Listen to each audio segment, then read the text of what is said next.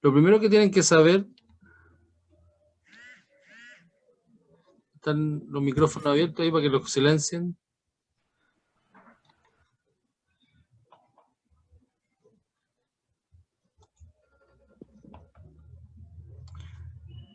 Es que cuando se habla de impulso mecánico de una fuerza, se dice que es el producto de una fuerza por el tiempo. Y esa fuerza está actuando sobre un cuerpo con un tiempo determinado de contacto. Eso es un tiempo de contacto que se llama. Ahora, se dice también que el impulso es una magnitud vectorial, por lo tanto tiene módulo, sentido y dirección, donde la dirección y el sentido son las mismas que tiene la fuerza, que también es un vector, pero el módulo o magnitud viene dado por el producto entre la fuerza por el tiempo. Cuando nos hablen de módulo o magnitud, nos hablan del número, que es la multiplicación de la fuerza con el tiempo de interacción. Para eso está esa fórmula, que es F por delta T, o T simplemente. También lo pueden encontrar solamente con la letra T, porque es un tiempo de interacción que es mínimo, generalmente es bien cortito. Si uno considera que la unidad internacional de la fuerza es el Newton, y uno lo multiplica por tiempo, entonces nos va a dar Newton por segundo. Al decir Newton por segundo, la unidad del impulso, quiere decir entonces que por cada Newton que yo realice de fuerza, voy a obtener un segundo de interacción. Si ese segundo, si ese tiempo es muy cortito, entonces el impulso va a ser cortito, pero lo más probable es que la fuerza aumente. Son directamente proporcionales la fuerza con el impulso y el tiempo con el impulso. A mayor interacción, mayor impulso voy a tener, a mayor fuerza, mayor impulso voy a tener también. Cuando un deportista, que esto se aplica mucho a los deportes, golpea una pelota de tenis que se deforma por la raqueta, se aplica en esta una fuerza durante un intervalo de tiempo, haciendo que la pelota cambie de velocidad. Esa es la idea de un tenista, que si viene una pelota hacia el cuerpo de él, con una velocidad determinada, él responde con una reacción y una fuerza para que el cambio de velocidad sea en sentido contrario. O cuando saca también le da una fuerza para que vaya a una cierta velocidad. Entonces, en la raqueta de tenis, cuando pasa esto y le provoca un golpe a la pelota en sí se deforma, como sale en esa imagen. Esa deformación que tienen las pelotas y ese tiempo en que interactúa la raqueta con la pelota se llama el delta T. Entonces se supone que mientras más tiempo de interacción tenga la raqueta con la pelota, más impulso se le va a dar. Y la raqueta es un ejemplo fundamental porque tanto la pelota como la raqueta se pueden deformar, si se fijan. Entonces, como que la raqueta aquí se curva y la pelota también lo hace. A diferencia de otros deportes, aquí el impulso se ocupa mucho. ¿Cuál es la modelación matemática según el impulso y la relación que tiene con la segunda ley de Newton? Nosotros vimos anteriormente la ley de Newton en base a la aceleración y también a la cinemática. Por lo tanto, si uno determina y empieza con la segunda ley de Newton, uno tiene que colocar aquí entonces que la fuerza va a ser igual a la masa por la aceleración. En cinemática nosotros también dijimos que esta sería la segunda ley.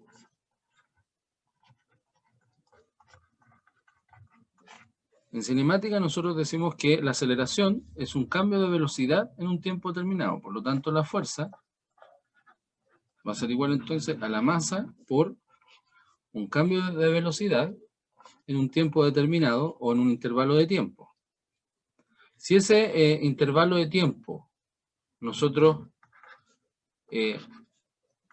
ahí desenglobamos lo que significa esa diferencia y decimos que esa diferencia es lo mismo que decir velocidad final menos velocidad inicial. Entonces, como el tiempo está acá en el denominador, puede pasar al otro lado multiplicando. Eso nos queda fuerza por intervalo de tiempo, va a ser igual a la masa por la diferencia de las velocidades. Y nos va a quedar entonces que esto corresponde al impulso, con la definición anterior. Entonces, el impulso se puede obtener también como la multiplicación entre la masa de un cuerpo y la diferencia de sus velocidades. Entonces, el impulso se puede obtener de dos formas, como fuerza por tiempo y como masa por diferencia de velocidad. A raíz de eso, entonces nosotros podemos hacer ciertos ejercicios, ciertos ejemplos que tienen que ver con esta relación de estas dos fórmulas, que es lo que generalmente preguntan en la PTU. Pablo, en este caso yo, que me gusta jugar a la pelota, aplica una fuerza sobre un balón de 500 gramos aproximadamente, eso es lo que tiene la masa un balón de fútbol, y esto inmediatamente ustedes lo tienen que transformar a unidad internacional, donde 500 dividido en 1000 son 0,5 kilogramos. Medio kilogramo de masa tiene un balón de fútbol, haciendo que su velocidad se incremente de 1 metro segundo a 3 metros segundo. O sea, ya viene con velocidad y se le aplica una fuerza para darle más velocidad todavía, donde se produce una aceleración. Y la pregunta es, ¿qué impulso le entregó Pablo al balón? Si yo tengo que el impulso va a ser igual a la masa por la diferencia de velocidades, entonces puedo obtener todos los datos que están ahí. Si coloco velocidad final menos velocidad inicial, y eso también es un vector, entonces puedo decir que el impulso va a ser igual a 0,5 kilogramos por la diferencia entre 3 metros segundos menos 1 metro segundo.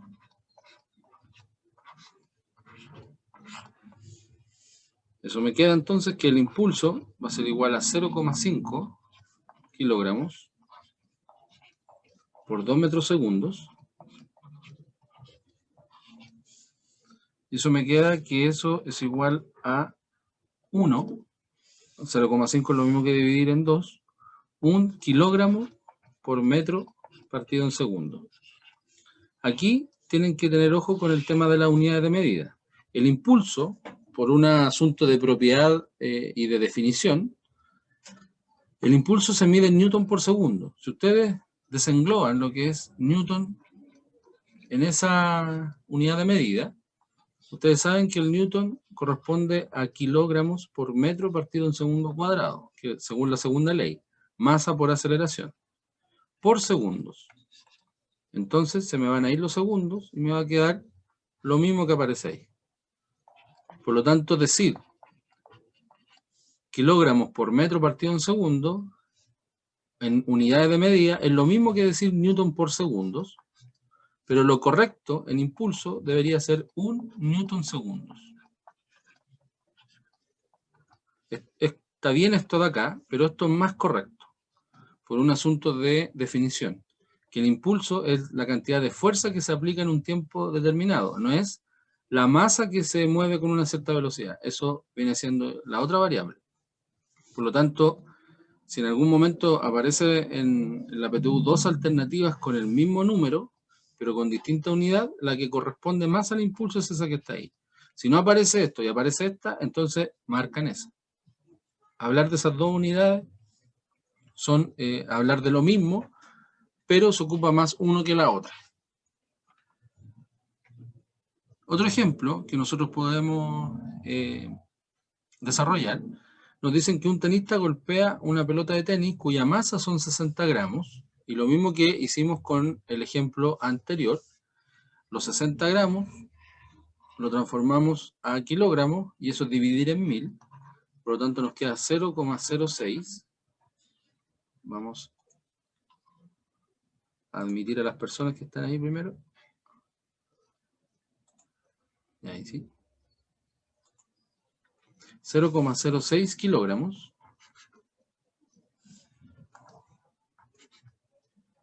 Perdón.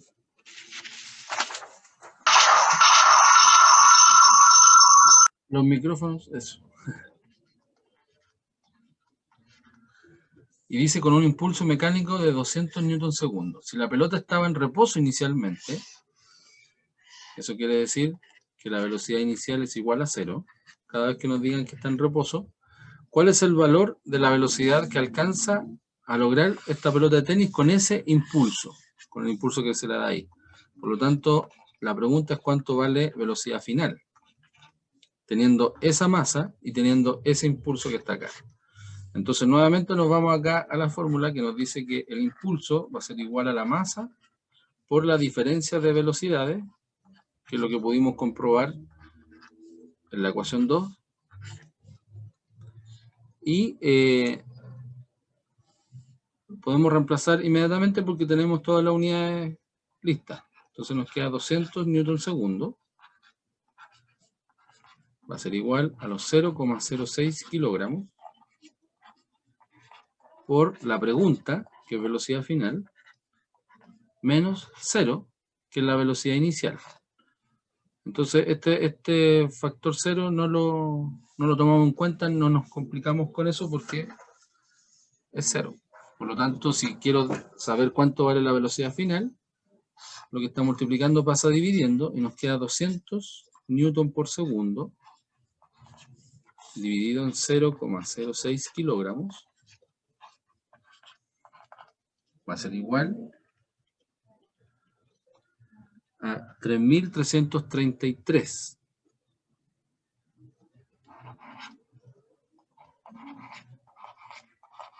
Coma 3 periódico. Y según las unidades de medida, como ahí tengo un kilogramo, un metro y un segundo cuadrado, nos va a quedar entonces que sería metros partido en segundo. Acuérdense que estas unidades de medida de acá son unidades compuestas. Entonces, si yo tengo newton por segundo partido en kilogramos, el newton significa kilogramo por metro partido segundo cuadrado. Si lo estoy multiplicando por segundo y lo estoy dividiendo en kilogramos, se me van a ir los kilogramos, se me van a ir esos un segundo y me va a quedar metros partido por segundo. Entonces estamos hablando de un impulso muy alto para una pelota de tenis que tiene una masa muy baja. Eso hace que llegue a una velocidad impresionante. Por eso los valores de impulso no son tan altos en base a la masa que uno quiere mover, si está en reposo sobre todo. Entonces esa es una de las formas para sacar velocidad final con el dato de impulso. La otra variable física que se pregunta harto es la cantidad de movimiento y se relaciona con la anterior, en donde determina el grado de dificultad para que cese el movimiento de un cuerpo. Eso quiere decir que ahora la cantidad de movimiento nos pregunta el cuánto se mueve. Cuánto se mueve un cuerpo y no necesariamente qué tan rápido se mueve.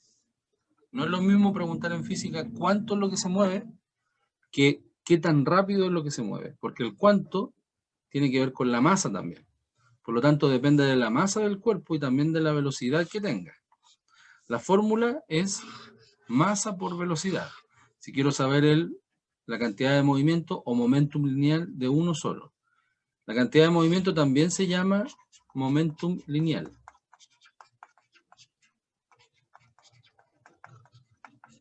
O momento, ya por si acaso si es que le aparece por ahí, pero se representa con la letra P minúscula principalmente y es M por V, donde M es la masa del cuerpo que se tiene que medir en kilogramos y V es la velocidad que se mide en metros segundo. Por lo tanto, la unidad es la que nosotros nos había dado en el ejemplo anterior. Kilogramos, metros segundo, porque por definición es la cantidad de masa que se mueve a cierta velocidad. Es masa que se mueve. No es la fuerza que se aplica, sino que es masa que se mueve. Se relaciona el impulso con el momentum, pero no son exactamente lo mismo y por eso no tienen la misma unidad de medida en términos oficiales. Uno se mide en newton segundo y el otro se mide en kilómetros, metros segundo. ¿Cuál es la propiedad física? Y lo principal es que la cantidad de movimiento puede ser transferida entre los cuerpos. Es muy parecido a lo que es la energía cinética y el choque de partículas. Si un cuerpo en movimiento choca con otro, que está en reposo, el primero transmite una cantidad de movimiento a la segunda. O sea, eso quiere decir que se transmite energía para que se pueda mover el otro cuerpo con masa. Esta transmisión solo se produce entre cuerpos que no ponen ninguna posición al movimiento, porque si estamos hablando de que un cuerpo choca con una muralla y esa muralla no se mueve, claramente va a haber una oposición. La idea es que se puedan estudiar ciertos fenómenos que sí se puedan mover unos con otros. La suma de las dos cantidades de movimiento es igual a la que contenía el primer cuerpo, si es que estamos hablando de que no hay fuerza externa o fuerzas de roce o alguna energía que se disipe por ahí, antes de chocar con la segunda. Por lo tanto, la cantidad de movimiento se conserva. Eso es fundamental en física, porque la cantidad de movimiento o momentum, si no se conserva, quiere decir que hay algo externo que no está dejando que esto se conserve. Eso quiere decir entonces que el momentum inicial de un sistema siempre va a ser igual al momentum final de otro sistema, ya sea con uno, dos o más cuerpos que estén en colisión. ¿Ya? El momentum inicial de un sistema siempre se va a mantener. Eso se llama la cantidad de movimiento o la conservación de la cantidad de movimiento. Por ejemplo, en la situación 1 que está acá, dice que dos autitos de igual masa se mueven hacia la mano con velocidades de diferente magnitud. O sea, si tenemos la misma masa en el auto amarillo y uno se mueve con 2 y el otro con 4, y acá tenemos la situación 2 en donde tenemos un auto, el mismo auto amarillo, ahí nos dan la masa, con una velocidad de 3, tenemos un camión con el doble de la masa, pero con la misma velocidad. Nos preguntan, primero, ¿a qué autito piensan que se le tuvo que dar mayor impulso para ponerlo en movimiento en cada una de las situaciones? O sea, si yo digo que para generar una velocidad o una cantidad de movimiento necesito un impulso, o sea, para tener momentum, necesito que algo lo haya impulsado, tengo que calcular cuánto es m por b. Al tener m por b, voy a poder saber cuál impulso es mayor o cuál impulso es menor. Entonces, si aquí me dan el dato que esto es 0,2, la masa, entonces yo puedo colocar aquí que el momentum va a ser 0,2 por 2. Aquí el momentum, vamos a ponerle flechita acá. Acá el momentum va a ser 0,2 por 4, que es la velocidad. Y aquí el momentum va a ser 0,2 por 3. Entonces, claramente, en la pregunta, ¿cuál tiene mayor impulso en los autitos? Este va a tener mayor impulso porque 0,2 por 4 nos da un resultado mayor que los anteriores. Ahora, si lo comparamos con el camión, acá nosotros tenemos que esto es igual a 0,6 por 3. Entonces, si lo hacemos en términos matemáticos, si uno coloca 0,2 por 2, esto es 0,4. Esto es 0,8. Si no me equivoco, no, 0,2 por 4, sí, es 0,8. 0,2 por 3 es 0,6. Y 0,3 por 0,6 por 3 es 1,8. Eso quiere decir que el camión es el que le gana a todos, porque necesita mayor impulso y por lo tanto, ¿cuál de los autitos creen que será más fácil de detener? El que tenga menor momentum. En este caso va a ser ese autito que está acá. Va a ser el que menor, va a ser más fácil el que se va a detener en comparación con los demás. Y el camión va a ser el que más difícil se va a detener, por lo tanto el que tiene mayor impulso. Esto se aplica a lo que son los choques reales de los autos en carretera. Se supone que los camiones tienen una masa muy alta y por eso van a velocidades tan bajas. Un choque de un camión con un auto, siempre el auto va a salir más perjudicado porque tiene menos masa, independiente de que vaya con mayor velocidad. Eso es netamente por un asunto de cantidad de movimiento. Si tenemos dos sistemas, por ejemplo, uno donde está en reposo, la situación 1 están todos en reposo y en la situación 2 hay una bolita en reposo y los demás están en movimiento, vamos a tener distintos resultados de choque o distintos resultados de transferencia de cantidad de movimiento. ¿Cuál piensas que será la cantidad de movimiento total de cada uno de los sistemas? O sea, si aquí tenemos reposo, estamos hablando de que la velocidad es igual a 0, por lo tanto el momentum va a ser igual a 0. Independiente que tengamos masa, el momentum final va a ser igual a 0 de todo el sistema. Si aquí tenemos la bolita 1, 2, 3, 4, 5 y 6 que se están moviendo, esa vamos a suponer que está en reposo, entonces vamos a tener 6 masas con 6 velocidades. Por lo tanto, puedo colocar, si es que las masas son iguales, tengo que colocar masa por velocidad 1, más masa por velocidad 2, más y así sucesivamente. Por lo tanto, se dice que el momentum o la cantidad de momentum final va a ser igual al momentum de cada uno, a la sumatoria de todos los momentum que tenga. Eso ustedes también, siendo matemáticos, los pueden conocer como una sumatoria de momentum. Es igual al momentum final de un sistema. Entonces, cada bolita va a generar un aporte, cada bolita va a generar una cantidad de movimiento. ¿De qué manera crees que se puede determinar la cantidad de movimiento de un sistema? Mediante la operación suma. Cada vez que nos digan un momentum final de un sistema, nos están hablando de la suma de momentum. Ahora, como el momentum es un vector, nos tenemos que dar cuenta, como aparece acá en la fórmula de acá, de que no todas las velocidades van en el mismo sentido. Por lo tanto, cuando yo hablo de una cantidad de movimiento total, me tengo que fijar hacia dónde van. Generalmente, cuando me dicen que un cuerpo va a la derecha, voy a obtener una velocidad positiva.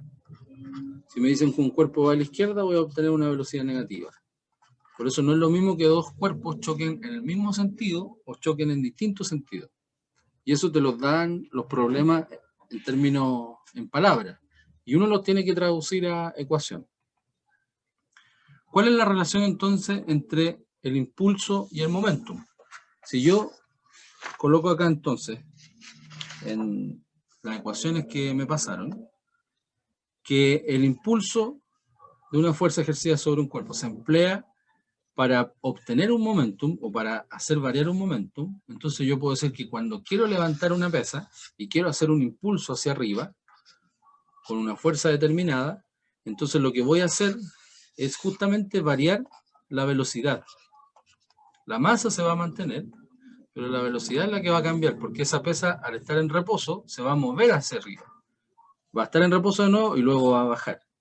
Por lo tanto, para poder hacer ese cambio de velocidad necesito un impulso. Y el impulso se relaciona como, o se dice que también se puede calcular como la diferencia de momento. Lo mismo que hicimos nosotros anteriormente. Si partimos de la base que la primera ley de Newton se cumple, en donde la sumatoria de la fuerza es 0, ahí sacamos el peso, sacamos la normal, y solamente una fuerza externa se puede calcular. Entonces tenemos que, a raíz de eso, a raíz de esa expresión que está ahí, entonces nosotros podemos decir que tenemos un momentum final, con una velocidad final, menos un momentum inicial, con una velocidad inicial. Eso nos indica entonces que momentum final menos momentum inicial va a ser igual al impulso, y nos rectifica entonces que el impulso es la variación de momento. En definitiva, para obtener una cantidad de movimiento o para obtener una velocidad, necesito un impulso. Y el impulso genera una cantidad de movimiento determinada. O sea, uno depende del otro. Acá nosotros tenemos distintas situaciones. Nos dicen que, si ustedes se fijan en el dibujo acá tenemos dos bolitas que si nos dan un momentum 1 y un momentum 2 y nos colocan esa flechita que está acá, nos dicen que están en movimiento. Sino las flechitas van en el mismo sentido, pero una es más grande que la otra. Entonces lo más probable es que esta tenga mayor velocidad que la bolita 2. Entonces, antes de la colisión, si nos preguntan cuál es el momentum final o el momentum total, no final, el momentum total, es la suma de los dos. O sea, masa por velocidad 1, masa por velocidad 2 y los sumo. Durante la colisión, si se fijan, la bolita 1 ya alcanzó la bolita 2. aquí hay un contacto, hay un delta T. Y al mismo tiempo que la bolita 1 le hace una fuerza de acción, la otra bolita reacciona con la misma fuerza. Y por eso se dice que durante la colisión existe el impulso, uno en forma positiva y el otro en forma negativa, porque se cumple la tercera ley, que es acción-reacción. O sea, la bolita número 1 empuja a la otra, que también está en movimiento, y la otra genera una reacción en la misma dirección, pero en distinto sentido, con la misma fuerza. Y después de la colisión, lo más probable es que la bolita 1, que iba con mayor velocidad, disminuya su velocidad, y la bolita 2 aumente su velocidad. Sin embargo, el momentum total tiene que mantenerse. Por eso se dice que se conserva. Y aquí es donde aparecen estas ecuaciones con esos números un poco más complicados en un sistema de dos o más bolitas cuando chocan. Antes de ir a las ecuaciones, para que se lo puedan anotar por ahí, los tipos de colisiones son tres, y nosotros en PTU siempre nos preguntan por dos. El elástico es cuando se conserva todo, se conserva la cantidad de movimiento y la energía cinética. Eso quiere decir también, en otras palabras, que en los choques elásticos los cuerpos quedan separados con distintas velocidades. ¿Ya? Si lo quieren ver desde ese punto de vista, cada vez que tengamos un cuerpo que después del choque siguen estando separados con distinta velocidad, eso quiere decir que estamos hablando de un choque elástico. Un choque inelástico se conserva la cantidad de movimiento, pero no la energía cinética. Y esto generalmente no aparece en la PTU. Lo que aparece en la PTU es el perfectamente inelástico, que es donde quedan unidos después de colisionar. Se mantiene la conservación de momentum, pero la diferencia es que quedan unidos. Entonces vamos a tener dos tipos de problemas, los que quedan separados y los que quedan unidos, pero ambos tenemos una conservación del momentum. ¿Qué es lo que me interesa entonces que sepan? Que si yo tengo un choque elástico, y considerando que siempre el momentum inicial va a ser igual al momentum final, suponiendo que tenemos dos cuerpos nomás, en dos cuerpos, o dos bolitas, si yo coloco que el momentum inicial es igual al momentum final para dos cuerpos, voy a colocar entonces que el momentum 1 inicial más el momentum 2 inicial, si yo lo sumo, me debería dar lo mismo que el momentum 1 final más el momentum 2 final. Por lo tanto, la masa 1, por velocidad 1 inicial, más la masa 2, por la velocidad 2 inicial, debería ser igual a la masa 1 por el volumen 1 final, por la velocidad, no volumen, más la masa 2 por la velocidad 2 final. Eso es lo que se llama conservación del momentum en un choque elástico con dos cuerpos. Lo inicial se conserva y lo final también. En un choque inelástico o perfectamente inelástico, para dos cuerpos, luego del choque se van a unir en uno solo. Recuerden que quedan unidos. Entonces voy a partir de la base de que el momentum 1 inicial más el momentum del cuerpo 2 inicial tiene que ser al momentum final de los dos juntos, porque se juntan en un solo cuerpo. Por lo tanto, la parte izquierda va a ser igual a la ecuación de arriba, porque vienen los dos cuerpos separados, M2 por volumen 2 inicial. El momento inicial es igual al que está arriba, pero acá las masas se tienen que sumar, porque queda el cuerpo unido, y solamente voy a obtener una velocidad. Y esa es la velocidad del sistema que se llama. Por lo tanto, esa es la ecuación para un cuerpo perfectamente inelástico, que luego del choque se juntan los dos cuerpos y permanecen unidos. Entonces, por lo tanto, la velocidad debería disminuir en base a la anterior. Lo importante es que el momentum se conserva. Eso es lo más importante. Acá tenemos un ejemplo, vamos a tratar de alcanzar con ese ejemplo, en donde tenemos que una esfera se mueve hacia la derecha y tenemos otra que se mueve hacia la izquierda. Nos dicen que tienen la misma masa.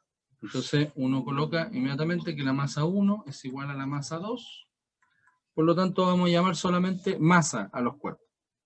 Uno va con 3, el otro con menos 5, y dice que después del choque, la primera esfera tiene una velocidad de menos 2. O sea, se devuelve esta esfera que está acá.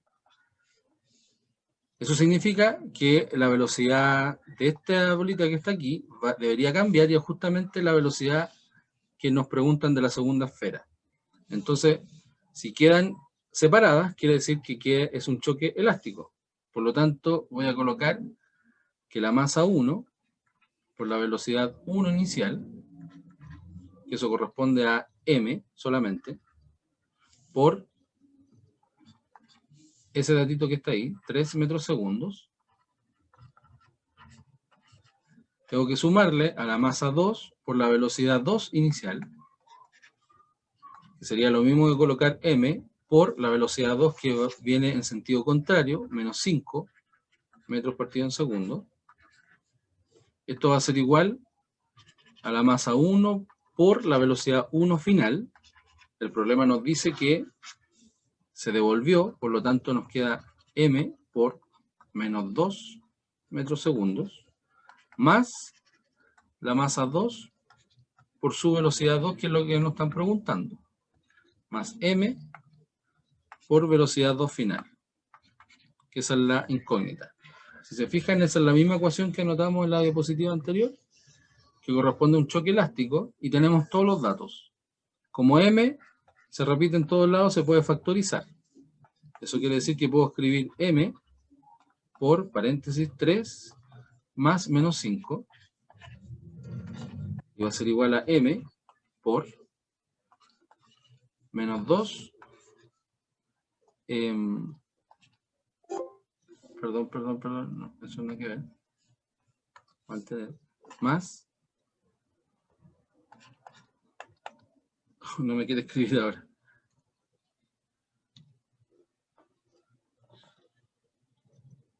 ahora sí, algo pasó, vamos a tratar de volver, ahí, menos 2 más velocidad 2 final, que es la incógnita. Las masas se pueden simplificar y nos queda 3 más menos 5, nos queda menos 2, va a ser igual a menos 2 más velocidad 2 final.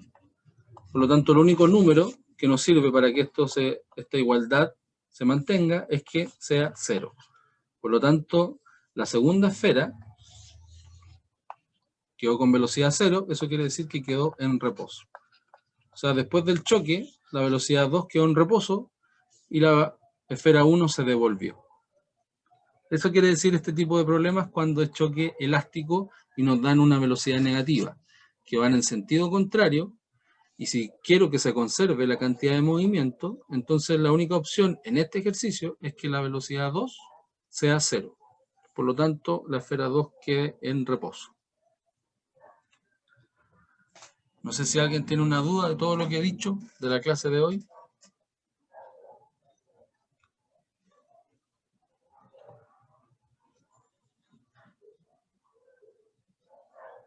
Parece que no. Lo único que les digo antes de que se termine la transmisión, vamos a sacar la pantalla, es que puedan hacer todas las guías que he subido en la parte de diferenciado, porque eso va a ser la nota en definitiva de la